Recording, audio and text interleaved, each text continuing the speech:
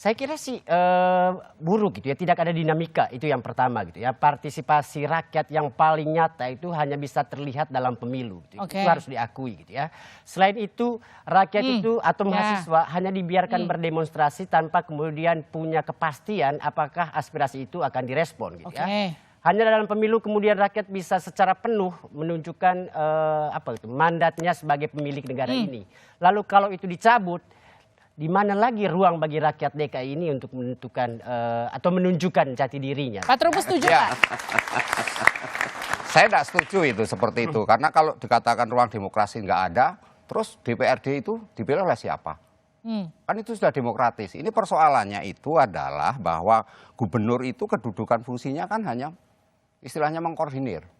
Jadi karena fungsinya hanya seperti itu dan itu menjadi WPP wakil pemerintah pusat di daerah, maka cukuplah kalau begitu dipikirkan adalah dipilih langsung atau ditunjuk dengan pemikiran bahwa kalaupun ditunjuk dan dipilih langsung, itu pun juga nggak ada bedanya di masyarakat sepanjang banyak kebijakan yang menurut masyarakat itu tidak berkeadilan kan gitu. Itu yang jadi problemnya. Jadi menurut saya cara berpikir konvensional memang iya semua harus melalui pemilihan semua. Tetapi apakah dengan sifat kekhususan itu tidak boleh langsung itu kewenangan pemerintah? Ingat kita sistemnya presidensial. Presiden adalah kepala pemerintahan, kepala negara. Di dalam konteks pemerintahan maka dia adalah tertinggi. Sehingga gubernur itu harus taat patuh kepada presiden. Itu logikanya seperti itu. Sehingga kalau misalnya ini dipilih semuanya harus rakyat yang memilih, kemudian DPR juga dipilih DPR, kan ini jadi alasan sudah jelas. Tapi kan dengan pemilihan langsung selama ini juga tidak menghilangkan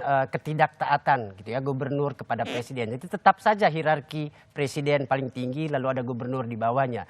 Tapi tidak kemudian dengan menghilangkan proses pemilu yang selama ini sudah berlangsung, rakyat bisa memilih sendiri pemimpinnya gitu ya. Jadi saya kira sih ini mengada-ada saja. DPR sendiri juga tidak pernah menunjukkan alasan dibalik keputusan mereka.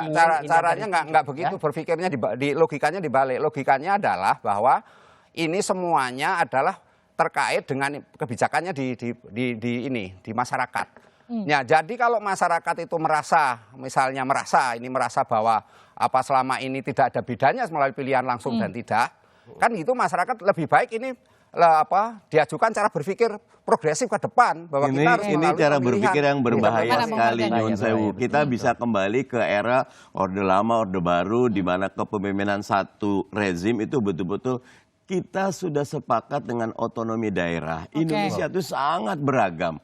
Kita ada 300 lebih suku, 700 lebih bahasa daerah, dari Sabang sampai Merauke. Justru pemilihan yang diberikan haknya itu membuat uniqueness setiap daerah itu tumbuh.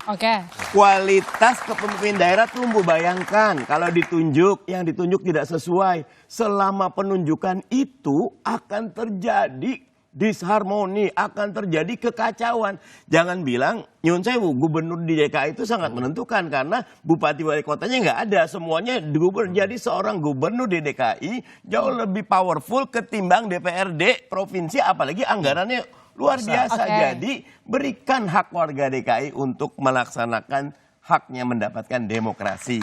Mas Suryo.